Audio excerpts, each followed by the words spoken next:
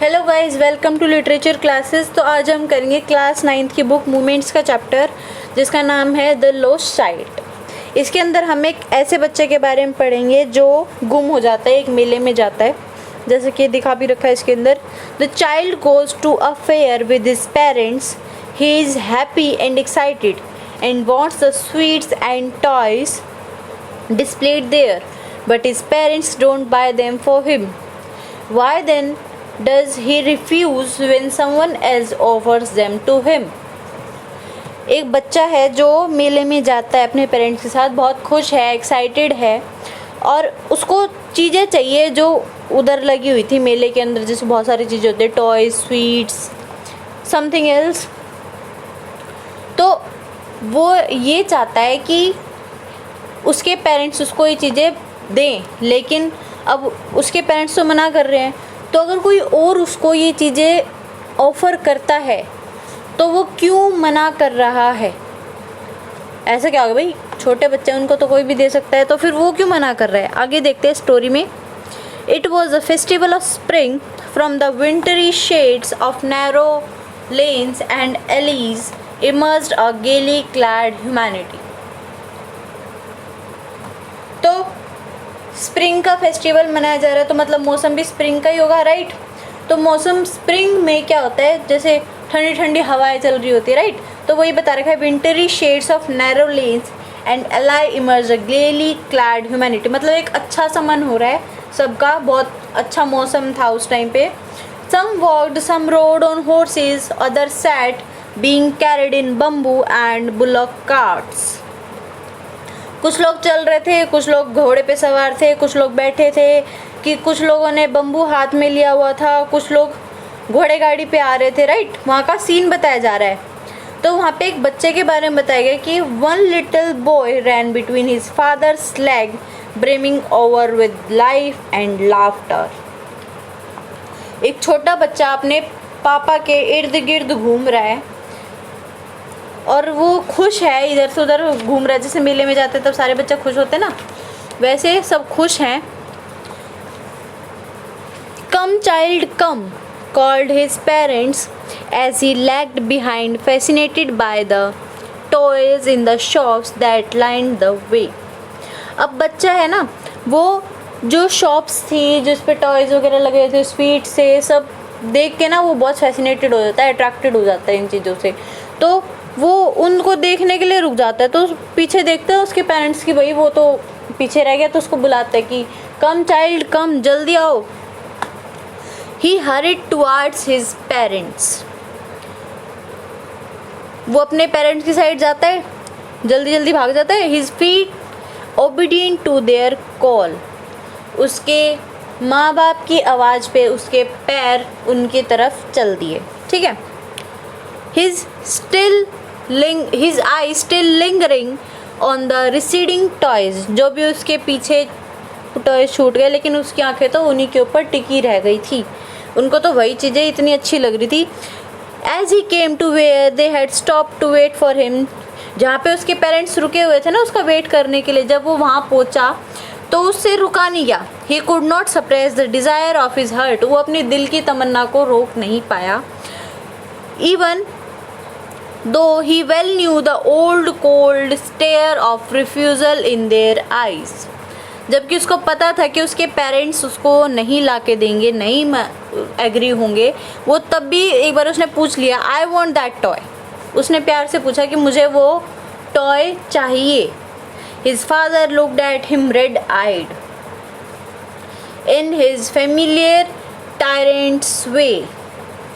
जैसे अपने बच्चे को, मतलब पेरेंट्स नहीं देखते जब वो मतलब गलती करते हैं तो गुस्से से देखते हैं, तो वो रेड आइड बताया। लेकिन फैमिलियर टायरेंट्स मतलब अपनेपन से, यूँ नहीं है कि हम किसी को भी ऐसे गुस्से से देख सकते हैं, सिर्फ वो अपने बच्चे को देख रहा है, इसीलिए फैमिलियर टायरेंट बोला गया है।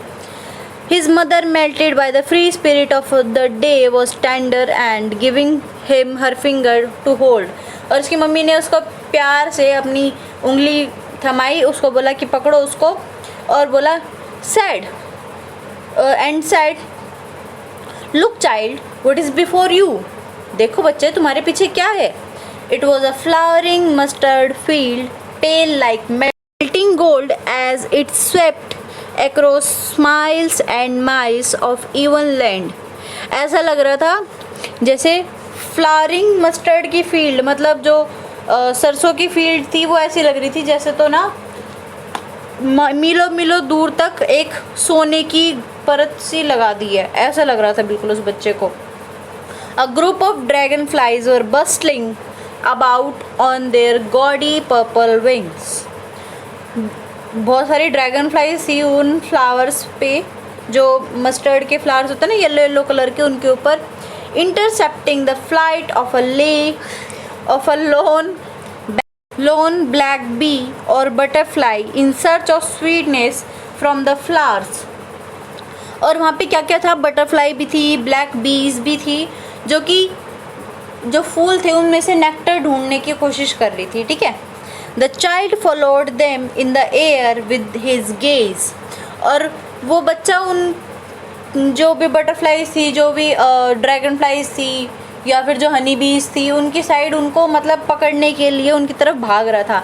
Till one of them would still its wings and rest and he would try to catch it, but it would go flapping up into the air when he had almost caught it in his hands. जब कोई भी मधुमक्खी, dragon fly या फिर butterfly बैठती ना rest करने के लिए, तो वो उसकी साइड जाता, लेकिन जैसे ही उसको पकड़ने वाला होता ना तभी उसको वो उड़ जाती सारी की सारी, जैसे वो हाथ में आने वाली थी. और जब वो बिल्कुल पकड़ने वाला था ना उनको, तभी उसकी मम्मी ने उसको बुलाया. Then his mother gave a cautionary call, come child come on the footpath. उनकी मम्मी ने बोला कि जल्दी आओ और फुटपाथ पे चलो मेरे साथ. He ran towards his parents gaily and walked abreast of them for a while, being however soon left behind, attracted by the little insects and worms along the footpath that were teeming out from their hiding places to enjoy the sunshine. अब यहाँ पे जैसे छोटे बच्चे होते हैं ना, वो छोटी छोटी चीज़ों से अट्रैक्ट हो जाते हैं. तो पहले वो उन फ्लावर से अट्रैक्ट हुआ, फिर आपने वो बटरफ्लाइज वगैरह से अट्रैक्ट हुआ. अब वो जब फुटपाथ पे है तो वो किन चीज़ों से अट्रैक्ट हो रहा है, वो अट्रैक्ट हो रहा है इंसेक्ट्स और वर्म्स. जो फुटपाथ के नीचे जो छेद बना के इंसेक्ट और वर्म बैठे हुए थे, वो अपनी गर्दनों को थोड़ा थोड़ा बाहर निकाल रहे हैं ताकि वो भी धूप ले सके. तो वो उनको देख के अब अट्रैक्ट हो रहा है. ठीक है. Come child come, his parents called from the shade of a grove where they had seated themselves on the edge of a well. He ran towards them. अब उनसे अट्रैक्ट होके वो बच्चा वहाँ रुक जाता है. ठीक है. तो उसके पेरेंट्स फिर से उसको बुलाते हैं कि आ जाओ बच्चे आ जाओ. कब बुलाते हैं वो, जब पेरेंट्स उसके कहाँ बैठे होते हैं, एक बगीचे में. ग्रोव मतलब बगीचा. ठीक है. वो जब वहाँ बैठे हुए होते हैं तो वो वेल के पास बैठे हुए हैं वहाँ पे, और वो अपने बच्चे को बुला रहे हैं कि तुम भी यहाँ पे आ जाओ, थोड़ा रेस्ट कर लो. और वो बच्चा वहाँ पे उनके पास चला जाता है. The shower of young flowers fell upon the child as he entered the grove. जैसे ही वो उस बगीचे में या फिर ग्रोव में एंटर करता है तो उसके ऊपर फूलों की बारिश हो जाती है. And forgetting his parents, he began to gather the raining petals in his hands. और अपने माँ बाप को भूल के, उनकी कॉल को भूल के और उन फूलों की पत्तियों को इकट्ठा करना शुरू कर देता है वो बच्चा. But lo, he heard the cooing of doves and ran towards his parents shouting, the dove, and the raining petals dropped from his forgotten hands. जैसे ही वो उन पत्तियों को इकट्ठा करा था ना, तो उसको एकदम से आवाज़ सुनाई देती है, लो लो करके. तो वो ना एकदम एक डव को देखता है जो कि ऐसे कूइंग कर रहा था. तो वो उस डव को देख के अपने पेरेंट्स के पास जाता है और जल्दी से बोलता है, एक डव, देखो डव आ गई. और उसके इस एक्साइटमेंट की वजह से वो जो पत्तियाँ थी उसके हाथ में, वो भी सारी पत्तियाँ गिर जाती है.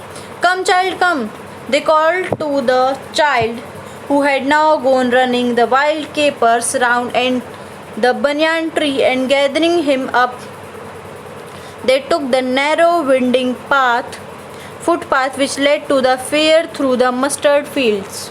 Stop.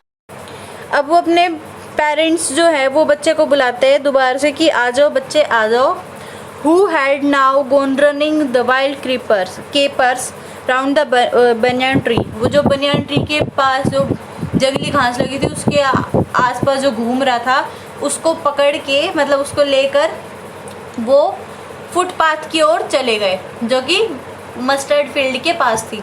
ठीक है, तो अब फर्स्ट पार्ट इतना ही है। अगर आपको वीडियो पसंद आई हो, मेरी एक्सप्लेनेशन पसंद आई हो, तो वीडियो को लाइक करना, चैनल को सब्सक्राइब करना और इस वीडियो को शेयर भी करना।